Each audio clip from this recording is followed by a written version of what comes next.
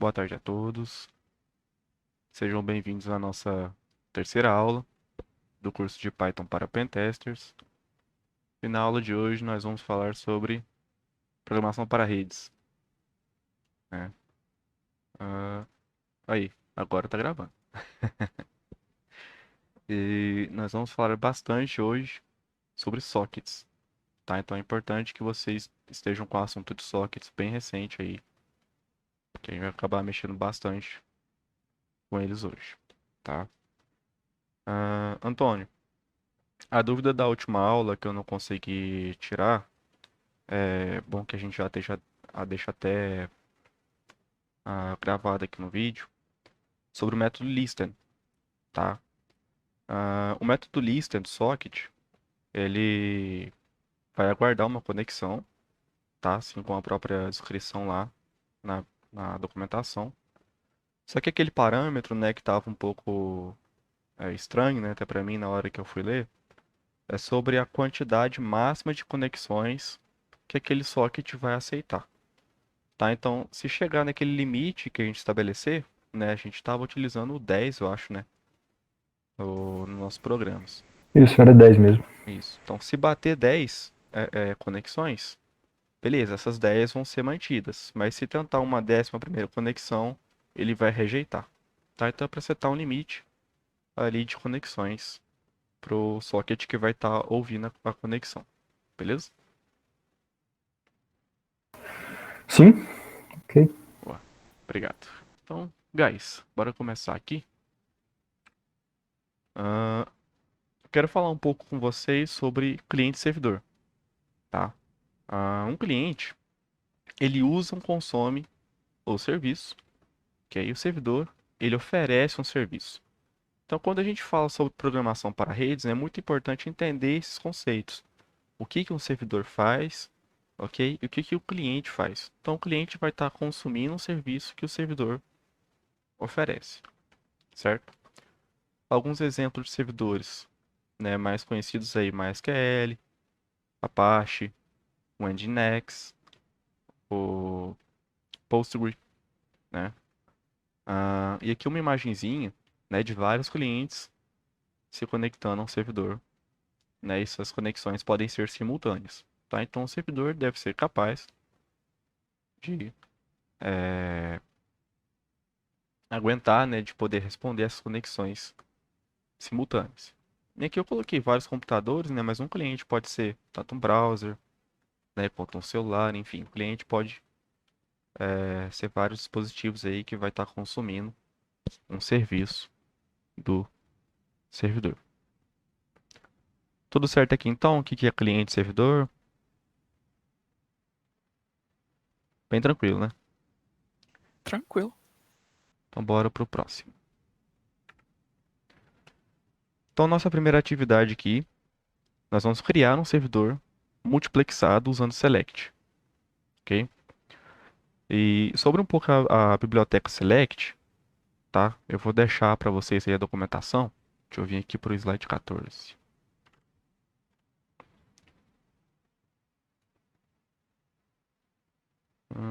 Copiar o endereço do link. Tá aí para quem quiser dar uma conferida.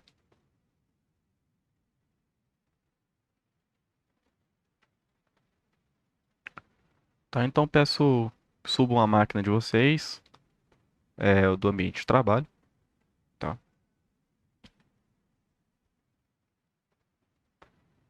Enquanto isso, eu vou abrir a documentação aqui, que a gente vai falar dela já já.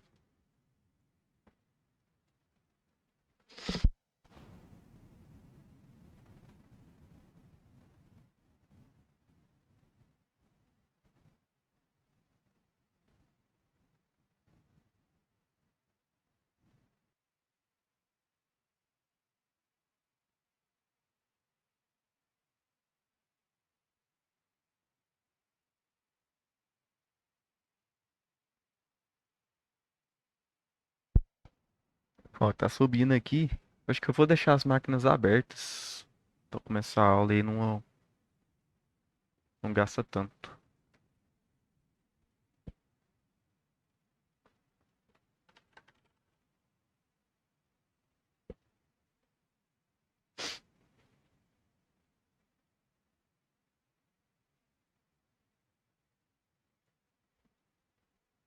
Então vamos lá seguir o processo. Vamos entrar na pasta do curso. Ok. E vamos ativar o ambiente virtual.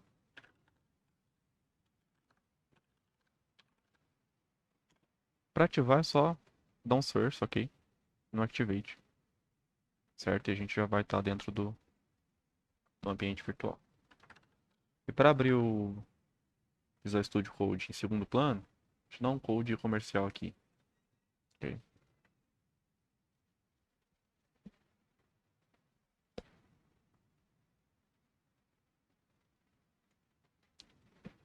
Eu vou criar aqui nossa pastinha da terceira aula.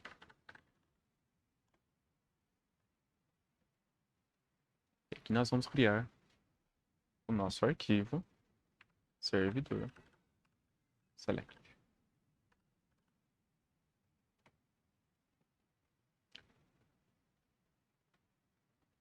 Deixa eu deixar assim que eu consigo ver o chat.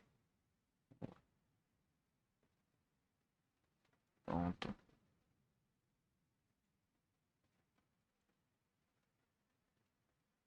Todo mundo abriu a estação de trabalho? Podemos seguir?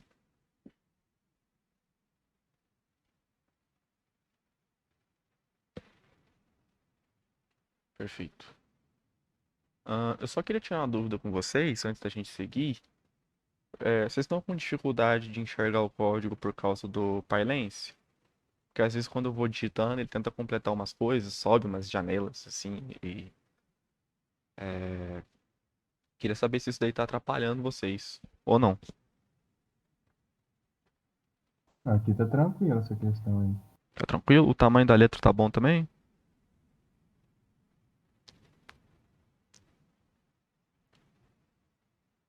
Perfeito. Então bora pro código.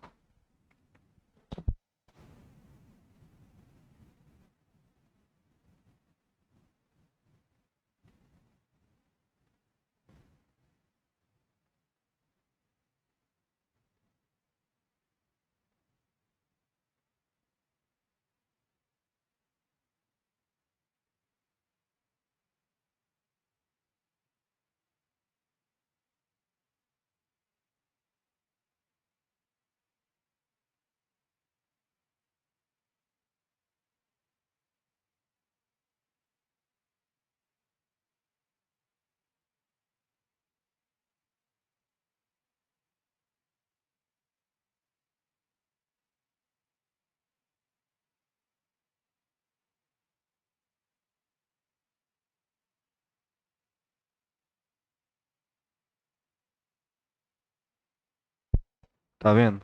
Essa questão aqui do Pylance, ó. Ele tá cobrindo as partes de cima do código.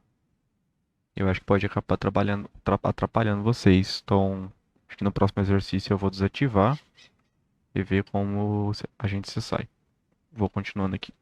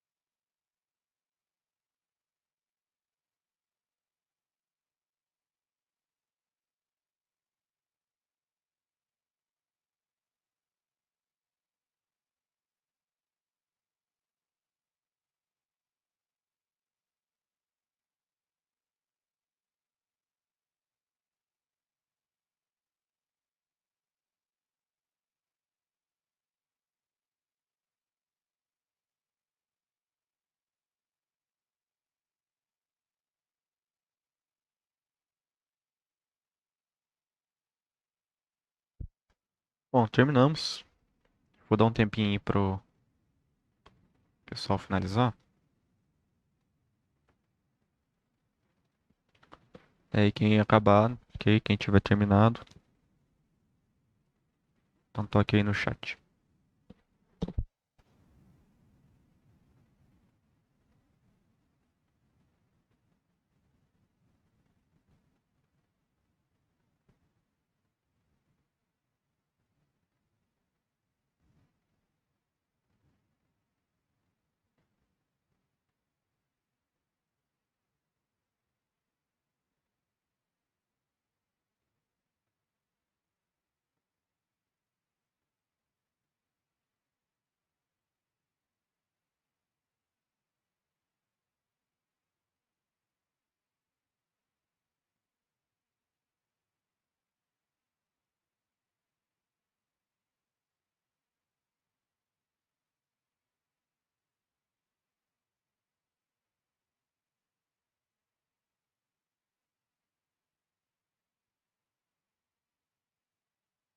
Então, já vou explicar o select.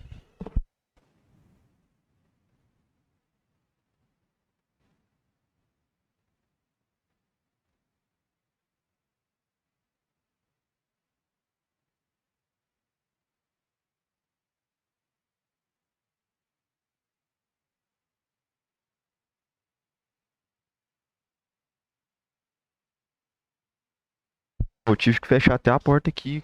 As maritacas tá atacada. Ai, ai. Nossa senhora. Ó, vamos lá. Deixa eu ver. Terminado, terminado. Ok, eu vou dar mais um tempinho aí. Aí eu vou explicar pra vocês set sock apt, ok? E o select.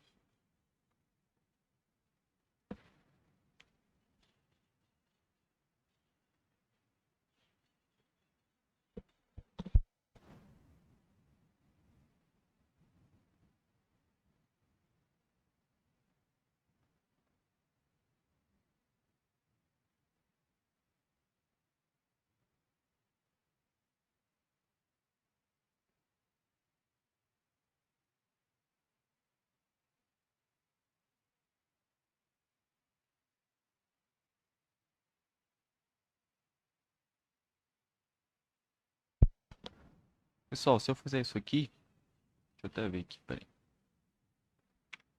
Melhora?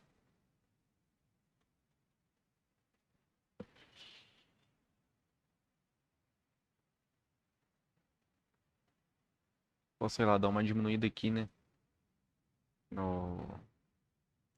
Que aí vocês conseguem colocar aqui do lado, na máquina virtual, e do lado, a transmissão de tela. Se eu diminuir um pouco o tamanho da letra, fica ruim? Deixa eu diminuir um pouco aqui.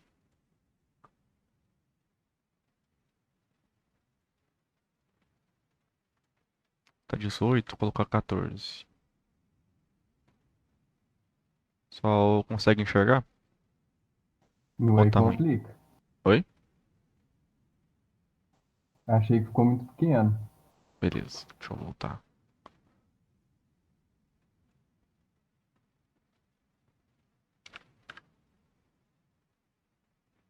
E agora? Ou o que tava antes é o ideal?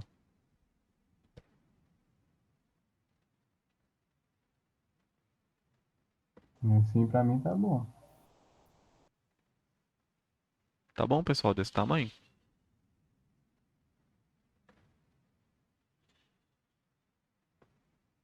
Ok.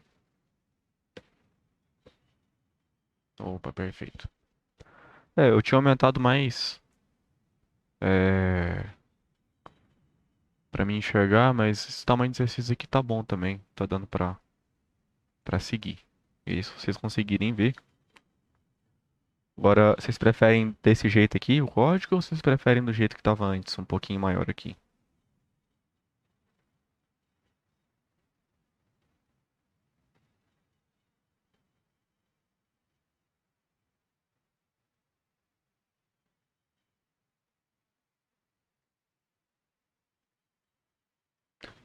Ah, sim, entendi.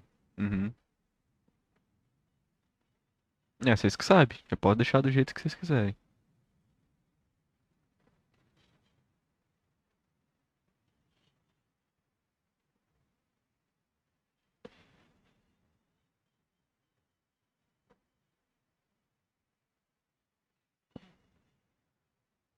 Vou fazer assim, deixar um meio termo.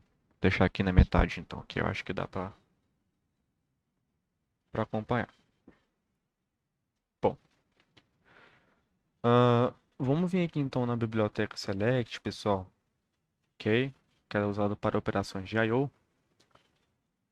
E a gente já vai direto nessa função aqui do Select, ok? Para explicar para vocês. Então, vamos lá.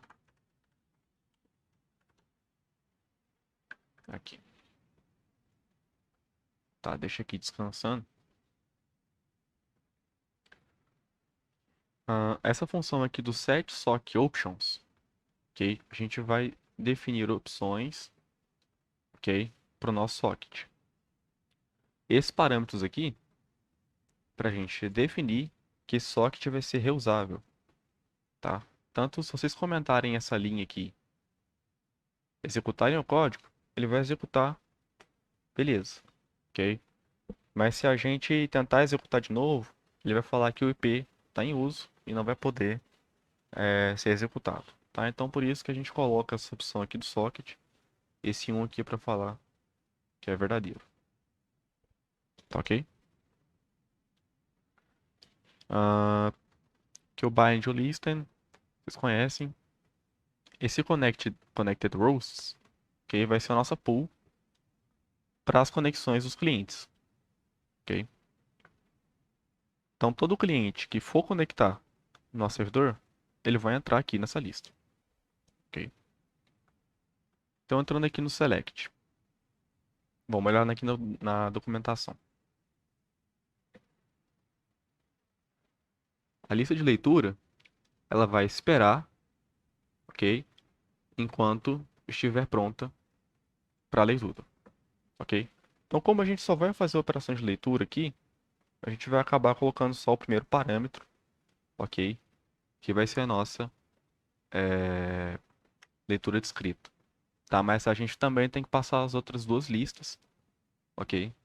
Que são a leitura de escrita e a leitura, a lista de exceções. Que tanto a lista de escrita quanto a lista de exceções a gente também tem que passar. Mas como a gente não vai estar usando, eu passei duas listas vazias aqui, ok? E que o retorno dessa função, aqui ó, nós temos read, write e exception. A gente vai trabalhar só com read, ok? E o nosso socket, que vai estar sendo lido, ele vai estar na posição 0, ok, desse read. Então a gente já pega o socket aqui direto, certo? Se o socket que a gente está lendo é o servidor, quer dizer que a gente recebeu uma nova comunicação, ok? Um novo cliente se conectou. Então a gente faz aquele processo sempre, tá? A gente vai aceitar a conexão que provém do servidor, tá? E essa conexão retorna para a gente uma tupla com o socket do cliente e uma tupla de endereços, né? E aí que eu já estou descompactando, né? A, a, a tupla aqui tanto nas variáveis cliente socket e a tupla que a gente recebe de endereço, eu já estou descompactando ela em IP e porta, tá certo? Por isso esses parênteses aqui, ok? Aqui pelo lado do servidor eu dou um print, né? Eu falo, um novo cliente se conectou com tal IP e tal porta, e eu adiciono esse cliente na nossa pool de clientes, tá certo? Se o socket está sendo lido não for o servidor, né, a gente entra na condição aqui de baixo, ele é o nosso cliente, certo? Então a gente vai receber o dado daquele cliente, e se ele for um dado que o cliente estiver enviando, né, for diferente de vazio, por exemplo, ele vai entrar aqui no send, ok? Ele vai enviar esse dado. Caso contrário, ele vai remover o socket cliente da nossa pool e vai fechar o cliente, ok? Então vamos lá. Deixa eu tirar aqui do F11.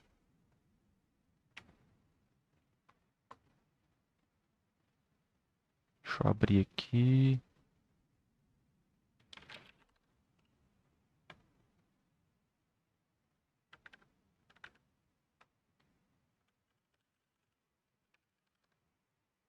Ah, eu não deixei o chat aberto. Perdão. Pronto. Agora eu tô vendo vocês. Opa! Ah, eu não passei a porta. O sys, ok? O sysargv, a gente vai passar um argumento, ok? Então a gente tem que passar uma porta aqui para ele abrir. Então para colocar a porta 3333 aqui. Pronto, ele está escutando na porta 3333.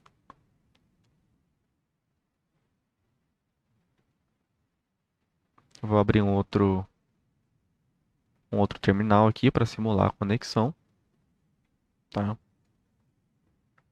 E aí quem não estiver utilizando a estação de trabalho, né, como a gente está fazendo no Ubuntu aqui, eu sugiro, né, até pode estar utilizando os servidores, tá? Que lá nos servidores tem o Netcat, tudo bonitinho, só colocar a comunicação em ponte.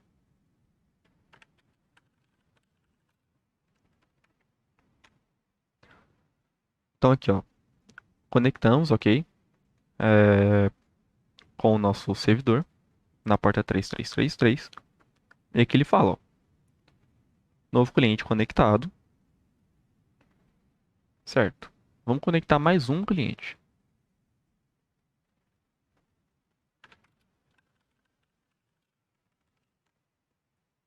Veja aqui no nosso servidor, novo cliente conectado. Ah, se eu enviar um dado, oi. Veja aqui que ele reflete, ok, o que ele enviou individualmente. Não é passado aqui para o outro cliente. Então, o que o outro cliente escrever é passado apenas para ele, tá certo? Vou fechar aqui a conexão. Fechei a conexão do segundo cliente e o nosso primeiro cliente continua ativo.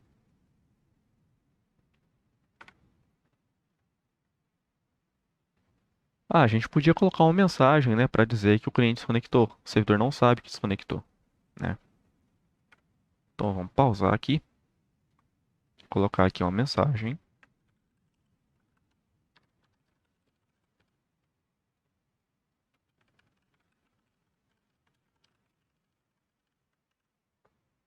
Falar, cliente se desconectou do servidor.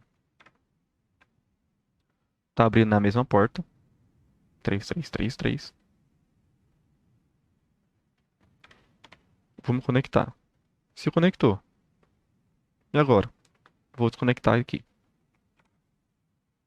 Tá, então é mais para a gente debugar, ok? Ele entra aqui nesse else, ele remove o socket da connection pool, ok? Deixando só os clientes ativos e fecha a conexão dele, ok?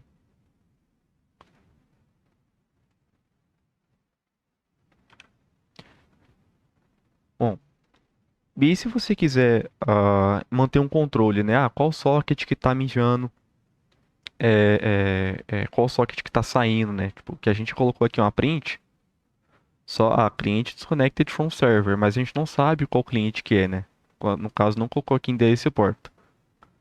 Bastaria colocar aqui dentro, sei lá.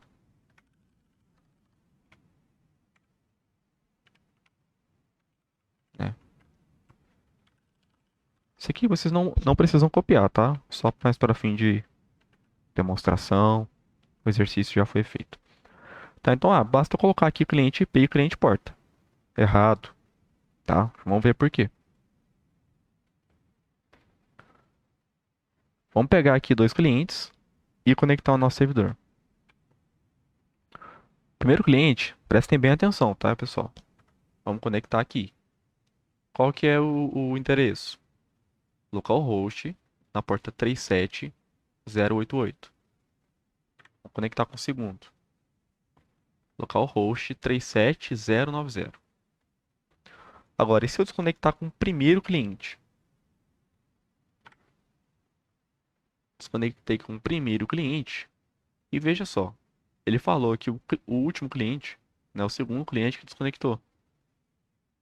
Mas não é verdade isso, né? Foi o nosso primeiro cliente que desconectou. Então, por que que isso aconteceu? Porque esse cliente IP e o cliente port, eles estão sendo alterados em tempo de execução aqui, ó. Então, sempre que eu receber um novo socket, ele vai alterar esses valores, certo? Então, vai estar sempre sobrescrevendo esses valores. Então, não é assim que a gente faz para armazenar informações do endereço, né, IP, porta, enfim, né? Às vezes, se quiser colocar algum nome de usuário, né? O que que a gente pode fazer? Vocês lembram que na nossa connection pool, a gente está tratando aqui, ó, é, com, com lista? Então, o que a gente pode fazer? A gente pode adicionar informações a essa lista. Em vez da gente dar o append só no socket, a gente pode colocar uma tupla de itens, né, em que a tupla de itens é o cliente e as informações. Então, sempre que a gente quisesse extrair informações do region na posição 0, seria algo assim, por exemplo, socket DDR, né? E se a gente quisesse colocar aqui append client socket, deixa eu até colocar aqui assim, client IP,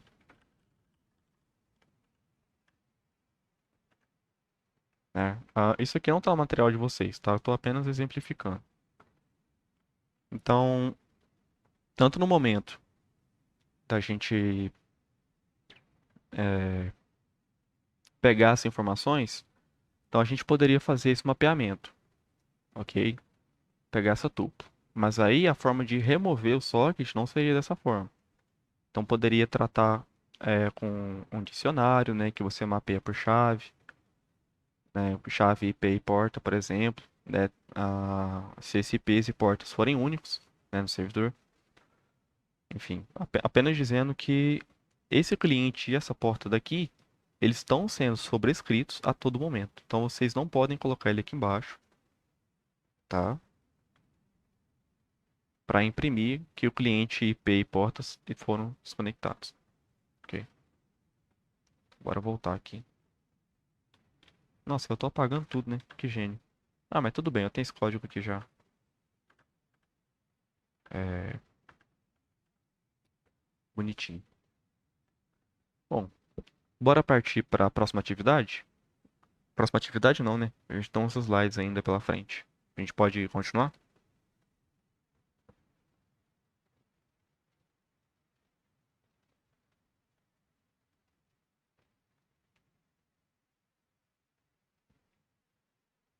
Tá aqui. Ótimo. Então, bora lá pegar aqui o material. Esses códigos, tá? Prontos, vão estar para vocês no campus virtual. E também vão estar no slide que eu vou disponibilizar para vocês no fim da aula. Só tomar uma água aqui.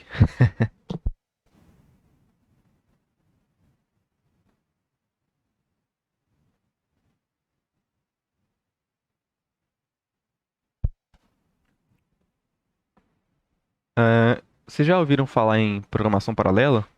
Né? Programação paralela e concorrente? Já tem uma noção do que é? Nunca ouviu? Sim, Sim? Tá fazendo? Em C++ mas um pouquinho diferente, tá? Então, você vai assustar um pouco. em C++ deve ser osso, viu? Não, eu vou te falar. É tenso. Mas dá pra fazer também. Mas vocês vão ver que aqui em Python é bem mais tranquilo da gente trabalhar com isso. Tá? Ele abstrai bastante. para a gente, mas o essencial eu quero passar aqui para vocês, tá? Tanto a parte de definição quanto as principais keywords, tá? As principais palavras-chave, tá ok? Então vamos lá. O que que é programação paralela? De forma resumida, no contexto computacional, paralelismo é a execução de tarefas independentes ao mesmo tempo. Quando que a gente usa, né? Quando um problema computacional pode ser abstraído em partes menores, que podem ser executados concorrentemente, sem afetar suas atividades. Então, quando eu posso executar ah, uma tarefa computacional, né, para resolver um objetivo e dividi-la em partes menores, ou seja, eu posso executar essas partes menores em paralelo, sem afetar o resultado final, nós estaremos usando de programação paralela, tá? E a gente também usa, né, quando há mais benefícios ao uso do que custos ou problemas, né? Mas se a gente está tratando problemas de forma concorrente, né, a gente está executando mais de uma tarefa por vez, quando que isso é um problema, né? Por que que isso daí seria um problema? Né, a gente vai ver isso daí agora.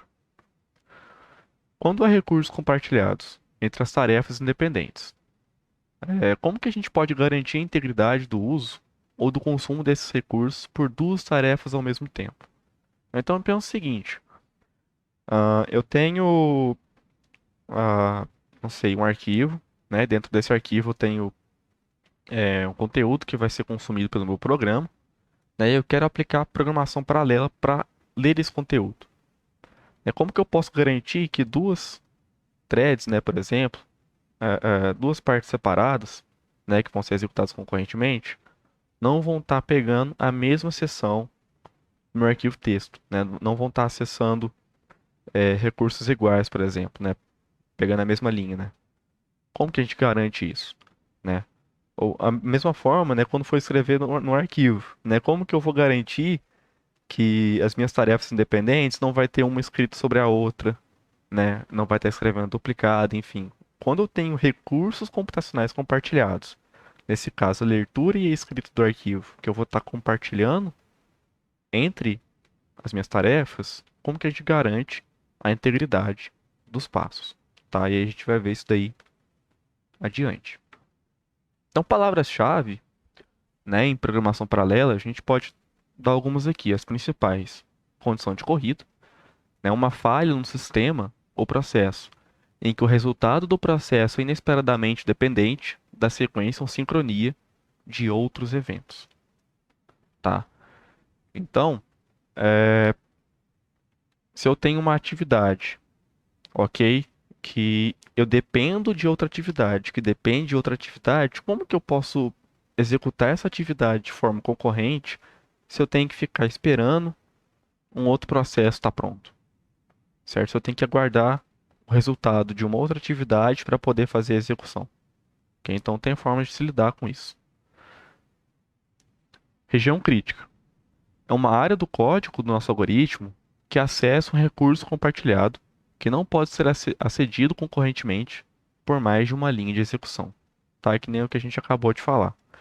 No caso da nossa região crítica do arquivo, né, seja da leitura ou da escrita, é justamente essas partes em que os recursos compartilhados são acessados, tá? Então, a leitura do arquivo é uma região crítica, a escrita do arquivo é uma região crítica, tá ok? Porque eu estou tendo acesso a recursos compartilhados. Ambos as atividades em paralelo estão tendo acesso ao mesmo arquivo, tá ok? Exclusão mútua, o que seria? É uma técnica usada em programação concorrente para evitar que dois processos ou threads tenham acesso simultaneamente a um recurso compartilhado. Então, a exclusão mútua seria basicamente a nossa solução para o problema de condição de corrida, tá? Perdão, para a questão da região crítica, ok? Então, a gente vai criar aqui um servidorzinho multithreaded, tá? A gente não vai estar utilizando exclusão mútua, nem nada do tipo, tá? Eu dei apenas uma introdução para vocês de programação paralela, que a gente vai usar um pouquinho agora, tá? de multithreading, multiprocessing, mas a gente não vai mexer nada muito complicado, né? Precisar de exclusão mútua, precisar de lock, precisar de semáforo, nada disso por enquanto, tá? Isso daí eu vou explicar mais pra frente, a gente vai fazer uso desses recursos, mas fiquem tranquilos que eu vou dar as devidas explicações quando o momento chegar, tá? Mas esses conceitos básicos aí, um pouco mais introdutórios, de programação paralela, se não ficou muito bem encaixado, não precisa se preocupar tanto agora, tá? Eu queria mais trazer para vocês isso daí para fim de curiosidade mesmo, mas porque a gente vai fazer aqui, entender o mínimo já está suficiente, ok? Então vamos lá para nossa atividade. Deixa eu abrir aqui. A gente vai criar um servidor multithreaded.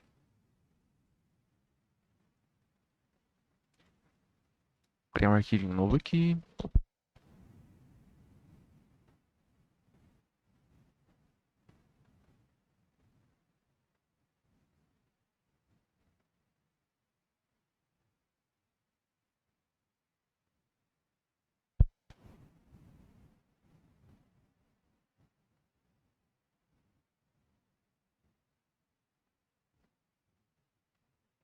Ok, vocês vão ver como é que é simples, né? Como é que é tranquilo de trabalhar.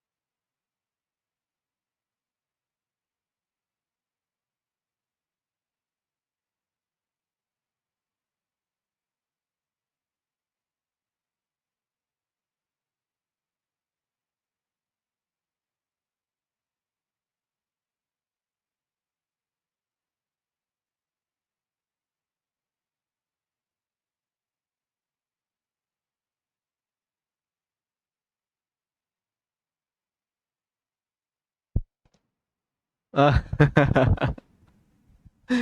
é, historinha bacana. Historinha bacana esse aí.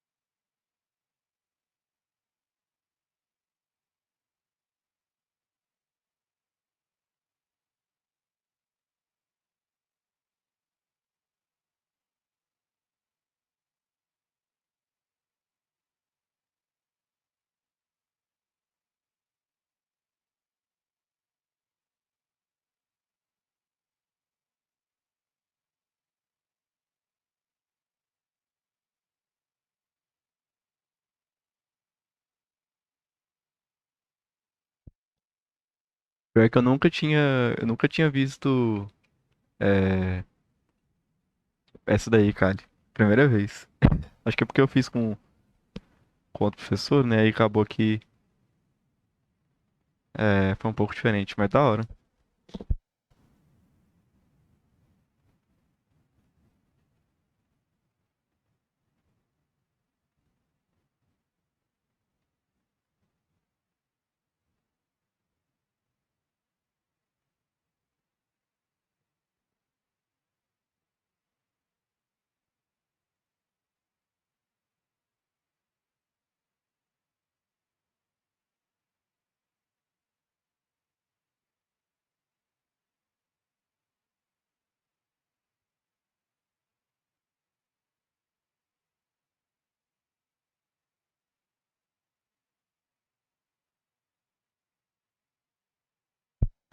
Bom, finalizamos.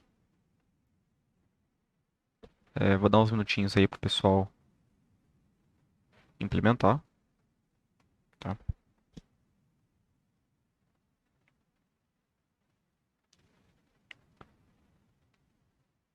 E aí eu vou fazer o seguinte. Eu vou esperar vocês implementarem esse aqui. Vou dar a explicação pra vocês. É assim que der a explicação, antes da gente passar pro próxima atividade, a gente dá uma pausinha, ok? Dá uma pausa aí de 5 minutos. E a gente volta. Pode ser?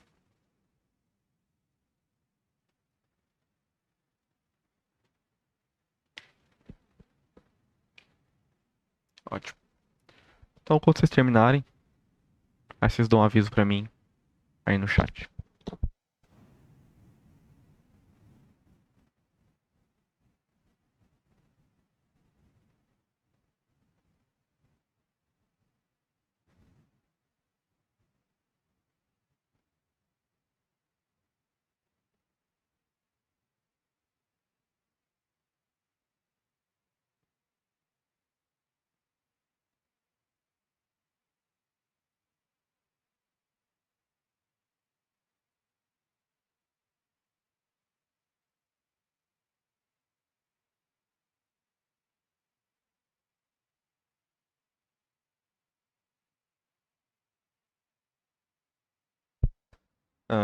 Vocês podem copiar tranquilo, tá? A gente tem bastante tempo aí. Mais ou menos. A gente ainda tem 1 hora aí. Então não precisa correr, não precisa desesperar, tá? Pode pegar tranquilo aí.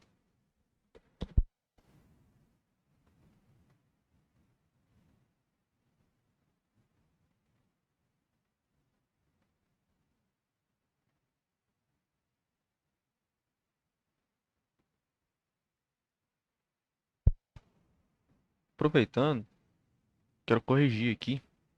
Tem um else aqui, né? Aqui, ó. Pronto. Aí, ó, se vocês estranharam, aqui, ó, já corrigi. Vai seguir a mesma lógica do outro, tá? Essa parte daqui. Vai ser bem parecido.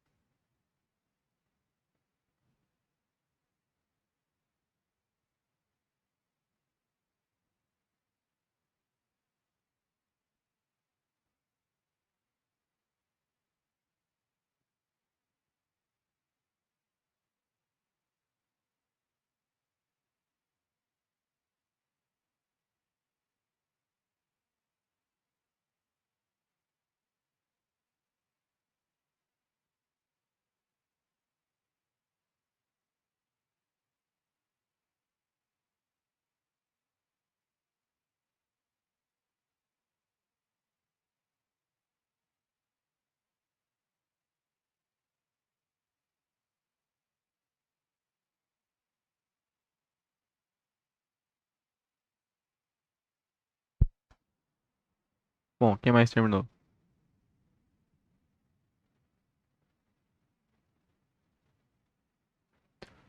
Cário terminou. João terminou.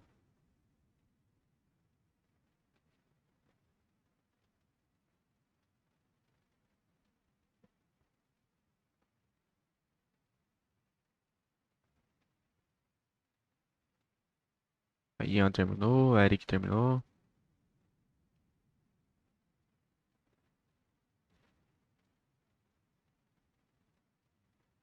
Beleza, acabou.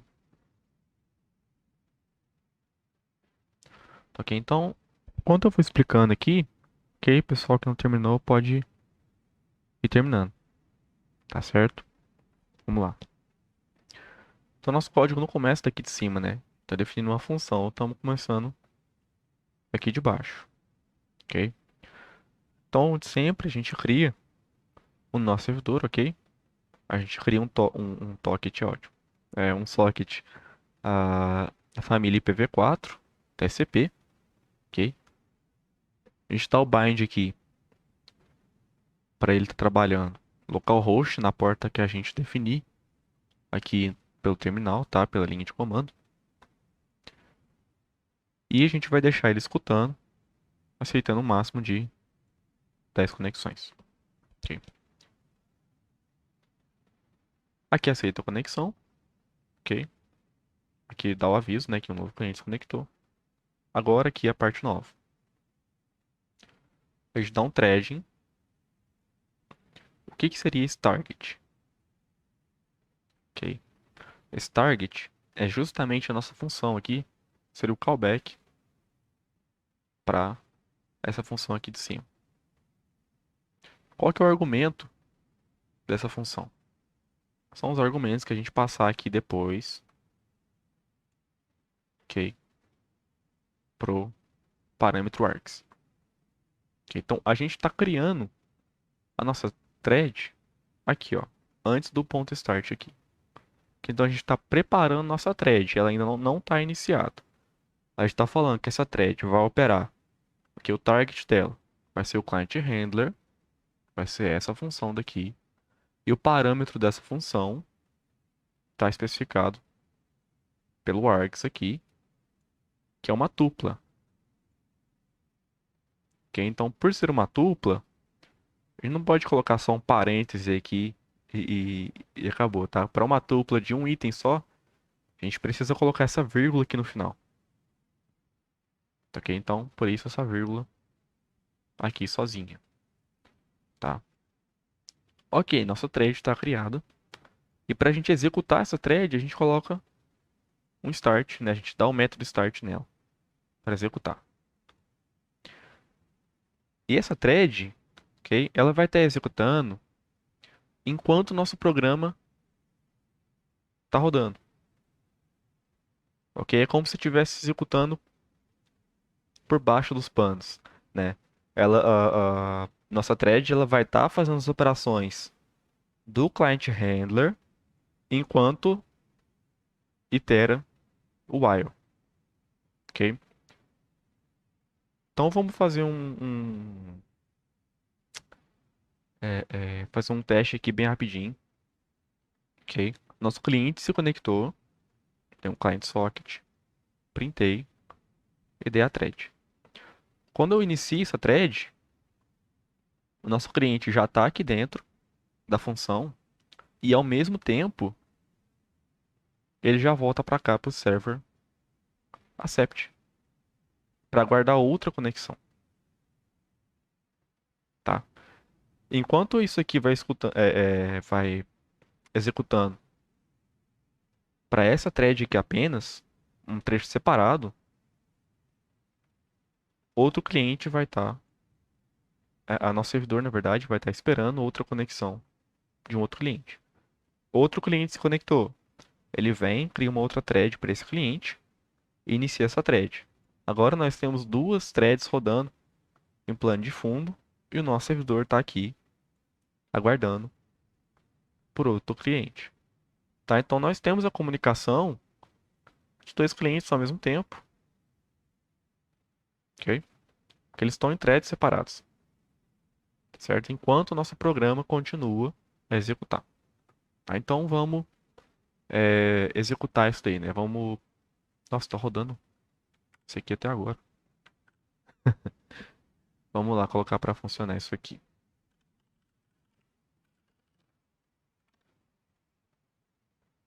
Na porta 3333, ok?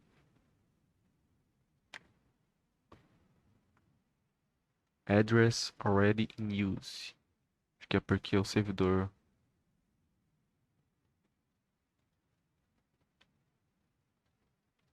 Deixa eu pegar lá do outro código.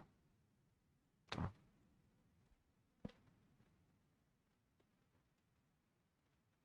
Aqui. Aquele processo não caiu ainda. Então vou colocar aqui a opção do socket. Pronto. Qualquer coisa, se der esse problema aqui para vocês, tá? Do endereço tá sendo utilizado, pode pegar o socket reusator aqui, ok? Que é porque aquele nosso programinha aqui não morreu ainda, tá? O processo dele ainda está em execução, então ele está escutando. Então pode pegar essa linha aqui do set socket e jogar pro programinha aqui do multithread, ok? E aí pode executar. Vou pegar aqui minhas duas máquinas. Ah, aqui, ó. Olha que gênio. Eu tava com um Netcat ainda aberto, tá? Então por conta disso aqui. Vou até conferir isso, né? Pra falar a verdade. Vamos ver.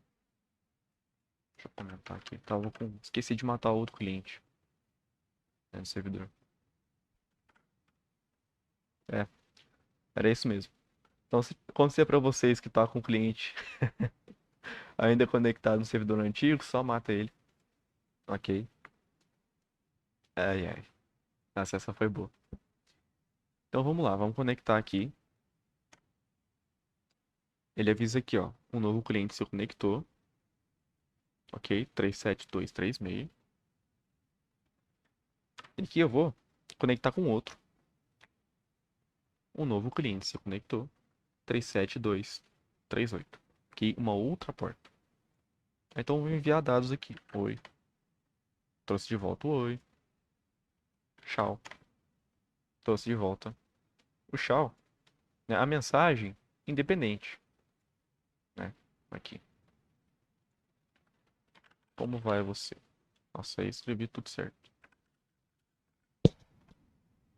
Enfim, aqui tá separado, né? Eu tenho uma thread rodando para esse cliente e uma thread rodando para esse cliente. Ok? Vou desconectar esse cliente. O outro cliente aqui ainda continua de pé. Certo?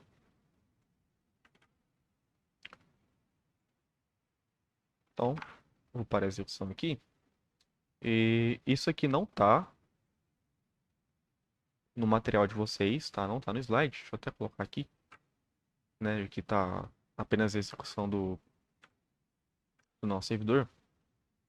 Mas eu vou colocar aqui para vocês também aquela questão. Deixa eu até remover isso aqui.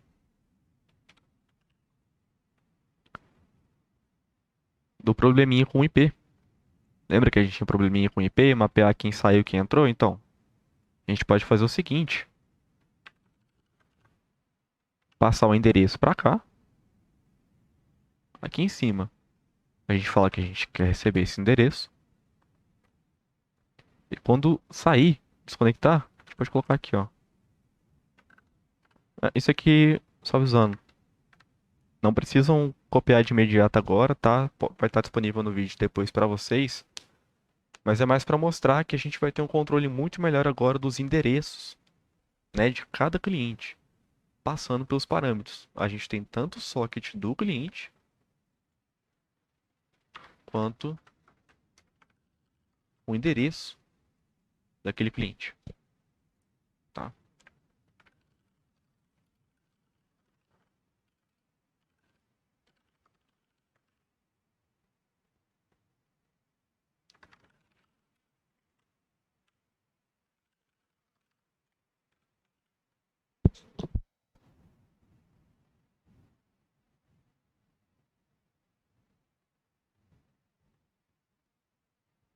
Aqui foi mais para exemplificar, tá? Então eu passo tanto o socket quanto o endereço, né? Lembrando que nosso endereço é uma tupla, tá aqui. né? É o que eu desmembro, esse endereço. Quando eu sair, o servidor vai printar cliente. Saiu, ok? Então vamos lá. Deixa eu conectar aqui os dois. Qual que foi o primeiro que a gente conectou? Foi o 37268, certo? Então eu vou desconectar com 37268. Veja aqui, ó. Cliente do IP 37268 saiu. Então perceberam como foi simples da gente tratar isso? Como foi muito mais fácil da gente trabalhar, né, com essa questão de servidor, clientes e tal. Deixa eu até fechar aqui o outro.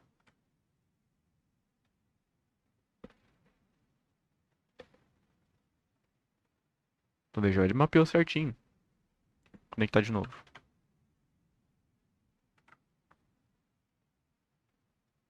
Certo?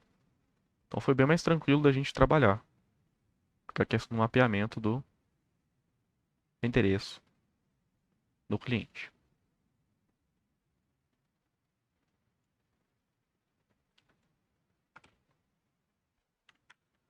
Bom, alguma dúvida, pessoal? Até aqui? Tá tranquilo de entender aqui o programa?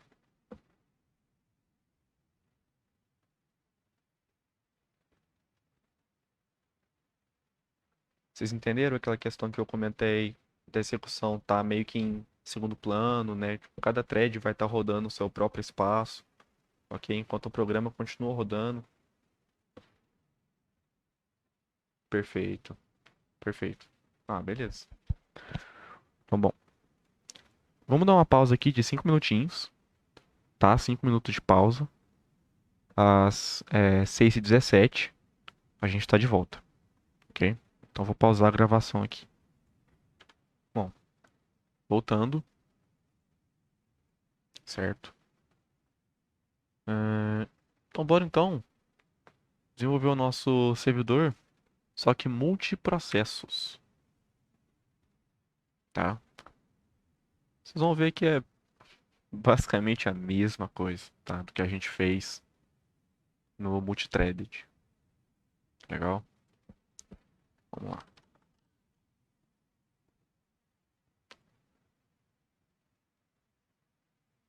Deixa eu abrir aqui, criar um novo arquivo.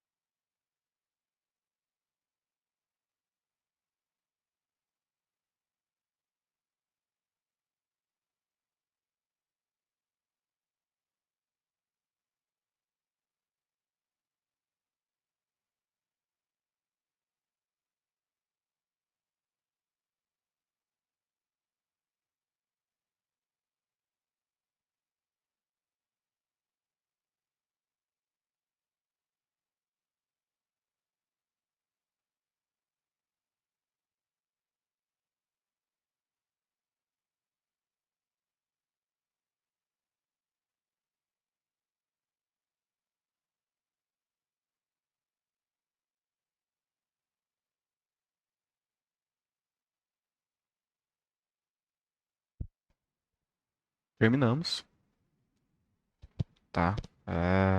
Quando o pessoal aí tiver terminado, a gente dá sequência, executa aqui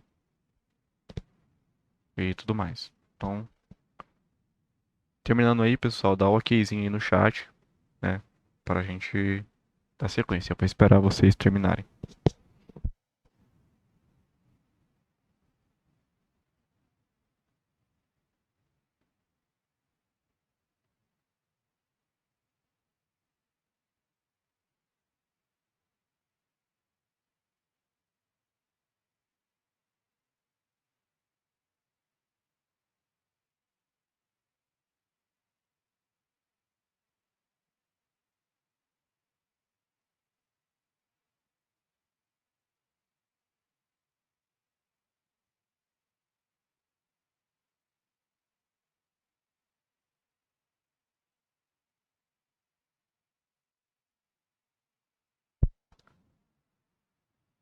Você deve estar se perguntando assim, né? Não, mas o que que mudou? Parece que tá tudo igual, né? Então, do nosso código de multithreading só mudou isso aqui e essa última linha aqui, tá certo? Os únicos pontos diferentes são o import, que estava import multithreading, a gente trocou por multiprocessing, e aqui embaixo está chamando objeto de processo, iniciando ele, ao invés de uma thread.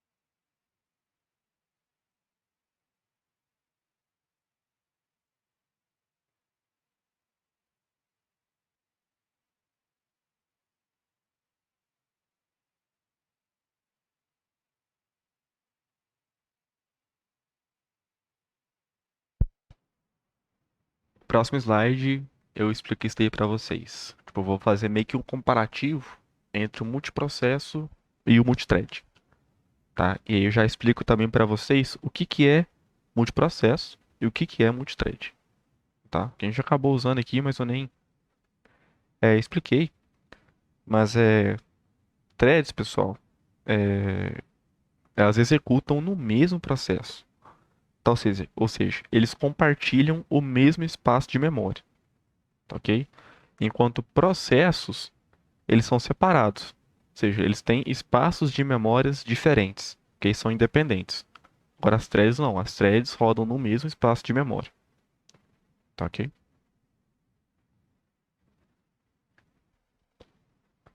E a gente vai ver o que que isso implica, quais são as vantagens e desvantagens logo a seguir.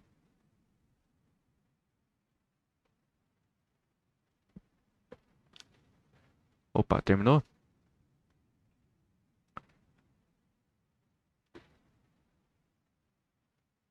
João, terminou.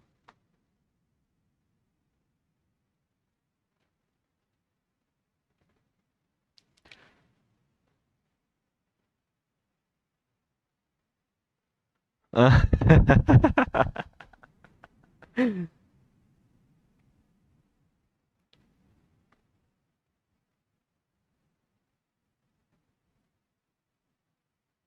Faz um tempinho que eu já fiz grafos já. Matéria boa, matéria boa.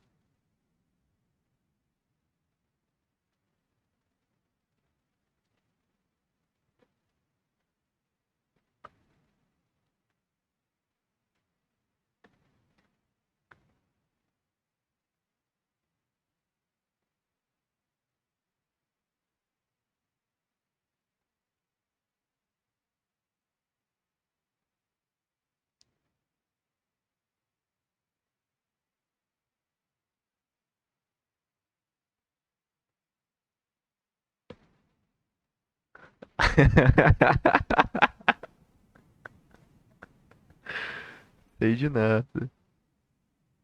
Ai, ai. Bom, gente, a gente pode continuar aqui? Todo mundo conseguiu alinhar?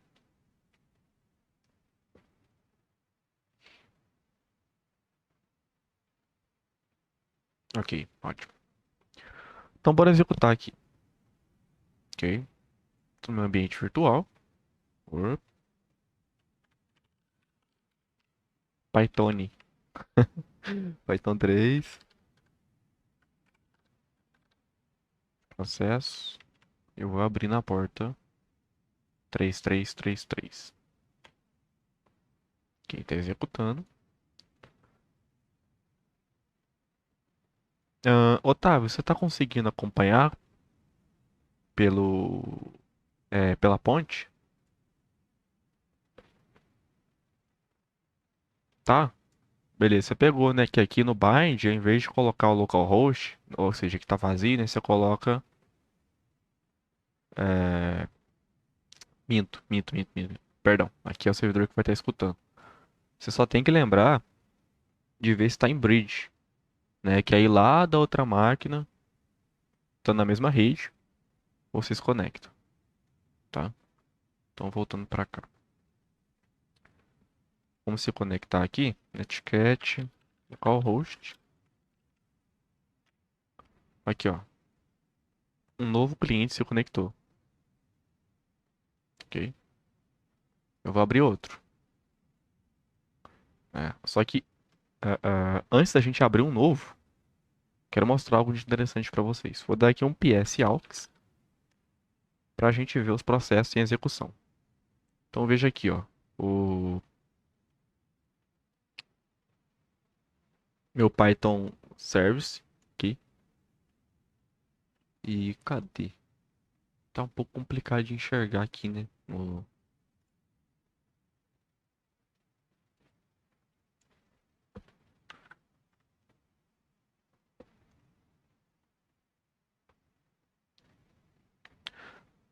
Tá. Eu vou executar com mais um servidor para vocês verem a diferença. Hum, Nossa, eu abri tanto terminal. Vai mais um aqui.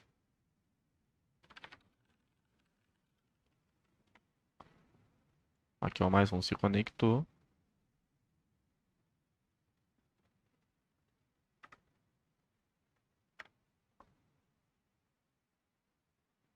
Aqui, ó, veja aqui, ó. Tá vendo que ele alocou outro processo? Aqui, ó, aqui é o processo do servidor. Aqui os dois clientes, ó. Eu tenho um novo processo pro meu cliente. E aqui outro processo pro meu outro cliente. Tá? Esse comando é esse aqui, ó. PS aux, deixa eu digitar. E aí pra vocês olharem os processos em execução. Tá? Então eu tenho mais de um processo aqui rodando. Tenho o processo dos meus dois clientes e eu tenho o processo do meu servidor. Então mas é para mostrar para vocês que realmente a gente está alocando mais um processo na memória, tá?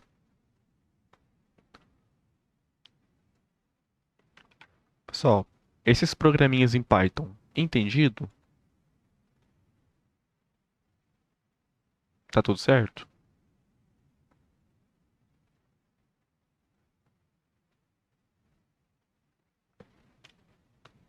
Ok. Vamos fechar aqui o VS Code. A gente não vai usar ele, mas a gente ainda vai usar aqui o... a máquina, tá? Então não matem a máquina ainda, ok?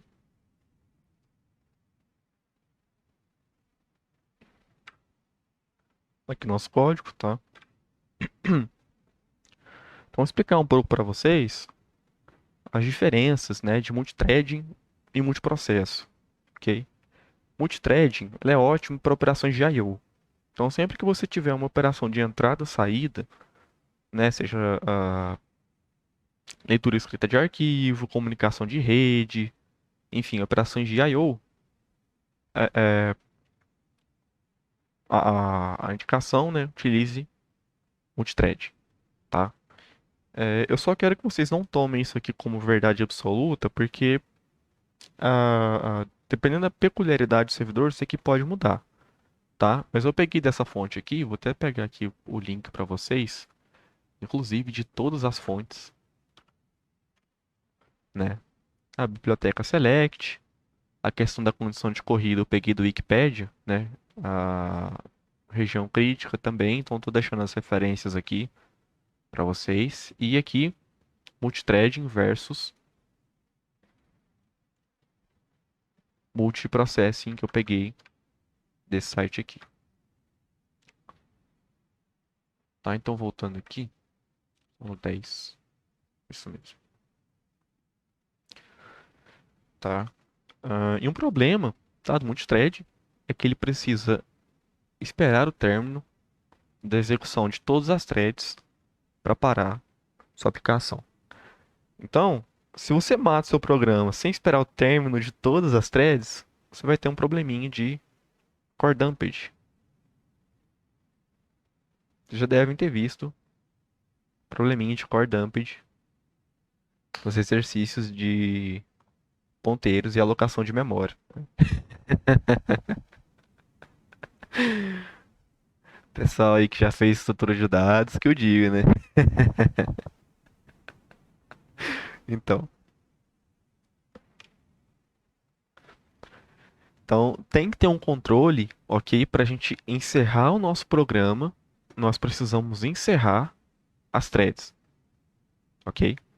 Não tem como a gente parar nosso programa, ok? Então, termino nosso programa sem esperar as threads finalizarem, ok? E threading são mais econômicos quanto aos recursos computacionais, justamente por utilizar menos memória, né? Tá utilizando o mesmo espaço de memória aqui, ali, consome menos, tá, os recursos da máquina, ok? Agora, multiprocessamento, né? É mais usado para se trabalhar com grandes volumes de dados e de processamento. Então, se você tem que movimentar muitos dados, né, e ter um alto nível de processamento, operações aritméticas, enfim, tem algo mais complexo ali para ser feito, né, que vai exigir de mais memória, né, até no item 2 aqui falando, consome mais memória. Você vai, recomendo, né, até o site recomenda, utilizar multiprocessamento, tá? E os processos filhos são fáceis de serem interrompidos, tá? Então, se eu quiser matar um processo, né, matar é meio pesado, se eu quiser encerrar um processo de imediato, eu consigo, ok?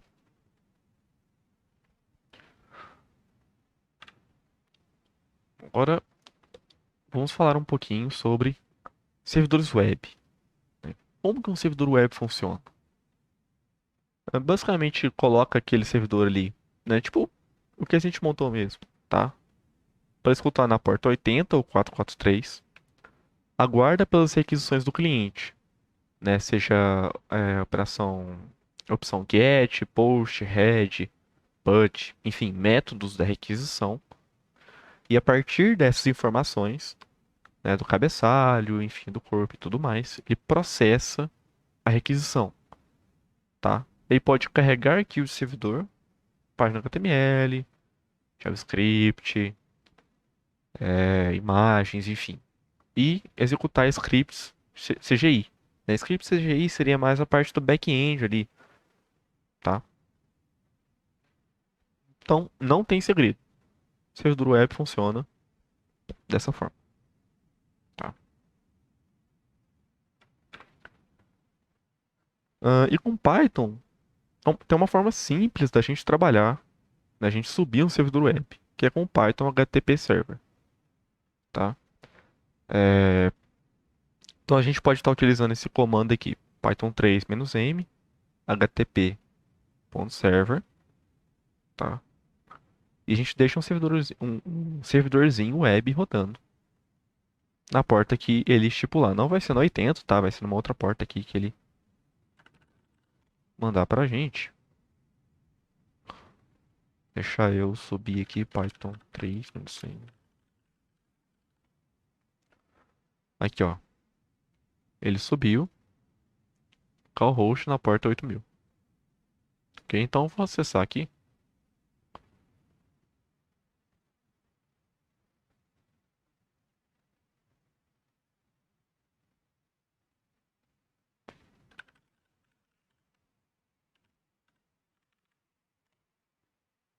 Aqui, ó. ele executou. Inclusive tem as pastas, né, dos meus diretórios. Da pasta raiz. E aqui ele fala, ó.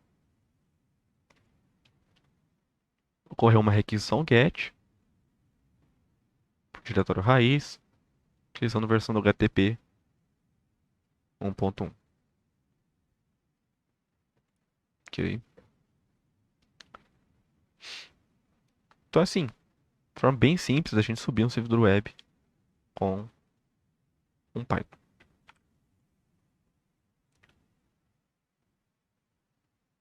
Ah, nós podemos modificar o funcionamento desse servidor HTTP, né? Em vez de só mostrar aquela tela do index off, né, que né, a gente estava, a gente pode colocar um novo funcionamento, o nosso funcionamento, tá, para o servidor HTTP. Então a gente sobrescreveria, né, o método do get. Ok? Então vai ter o método do get implementado, né? A gente pode fazer, por exemplo, uma classe que vai herdar, ok? Esse Python HTTP Server, ok?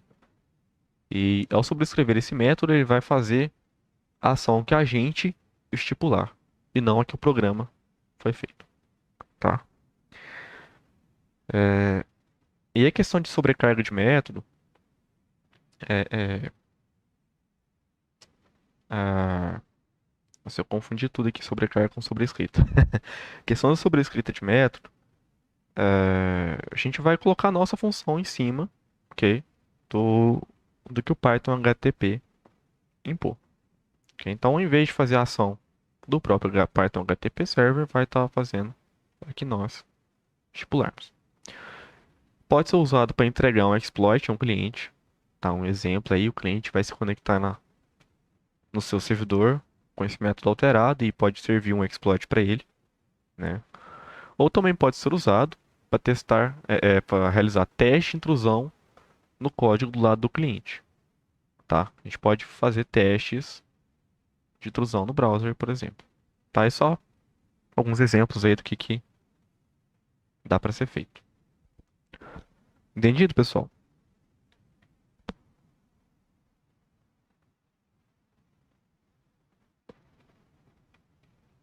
Perfeito. Então vamos lá. Tem uma atividade para casa hoje. Qual que vai ser a atividade para vocês? Quero que vocês implementem um sistema de chat, tá? E aí vocês podem estar utilizando qualquer uma das abordagens que a gente viu nessa aula. Pode estar utilizando multiplexado, usando o select, né? A gente montou um multiplexador ali no primeiro exercício. Pode estar utilizando multithreading ou pode estar utilizando multiprocesso, ok? Ah, e aqui um comentário. Ambos IP e a porta do cliente podem ser utilizados como identificadores para cada cliente do chat. Até porque a gente já tem isso, tá certo? Então não precisa ficar criando. Ah, Mariana falou, né? Juliano falou. Não precisa ter um usuário para cada um. Aqui pode estar utilizando o próprio IP e porta para facilitar para vocês, ok? Mas aí, esse sistema não é nada muito complexo, não, tá? Um cliente envia uma mensagem, o servidor recebe essa mensagem do cliente, tá ok? E por meio de broadcast, ele envia a todos os clientes conectados no servidor. Tá entendido?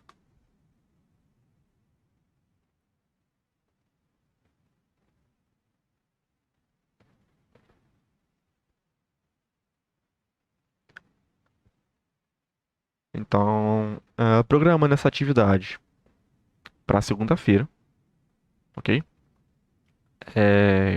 Mesmo horário, 23h55, certo? Bom, as referências aqui, tá? E aqui eu vou deixar para vocês o Python HTTP Server, para quem quiser dar uma olhada. Ok, eu vou deixar aqui para vocês no chat. Aí. E é isso, pessoal. Muito obrigado, ok? todos vocês estarem aí, seguindo o conteúdo, seguindo as aulas. E, hum, uma última chamada aqui, para quem tiver dúvida, agora é a hora. Vocês têm alguma coisa para comentar, algum comentário para fazer, alguma pergunta? Você tem alguma dica de como eu faço para compartilhar a memória em multithread? Em como eu controlo memória compartilhada? Para tanto para multithreading quanto multiprocesso, se você quiser, por exemplo, compartilhar variáveis, né? Você quer compartilhar uma variável entre as threads, né, e os processos. Você pode estar utilizando uma variável global que possa ser acessada por referência. Se você quiser fazer alguma alteração, por exemplo, aí é uma lista. O mais certo vai depender, né? Mas o que o pessoal mais usa para esses casos são queues, né? São filas do Python que na própria implementação deles, quando você vai fazer um put ou quando você vai fazer um pop, acho que é get, né? Nem é pop, a- a- eles já têm um, um mutex, já tem um objeto de exclusão mútua que vai impedir que duas threads acessem concorrentemente aquele mesmo recurso da fila, tá? Ah, perfeito. Sim, Obrigada. então usa bastante, as queues do Python já vem com isso, o pessoal usa bastante, mas para alguma operação que vá ferir a lógica, né, da sua fila, né, que aí entra aquela questão lá se não me engano, insere do último e remove do primeiro, você tem que constantemente inserir no meio da sua fila, remover, enfim, não tem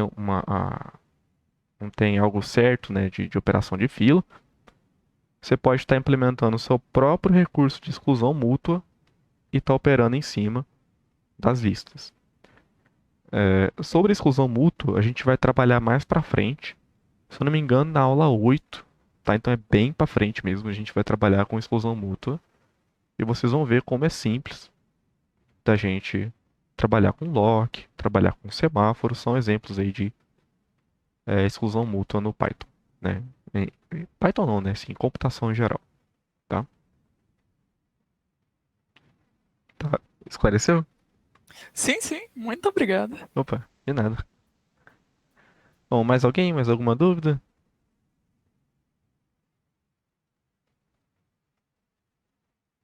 Então, eu vou estar encerrando por aqui. Uma boa noite e muito obrigado.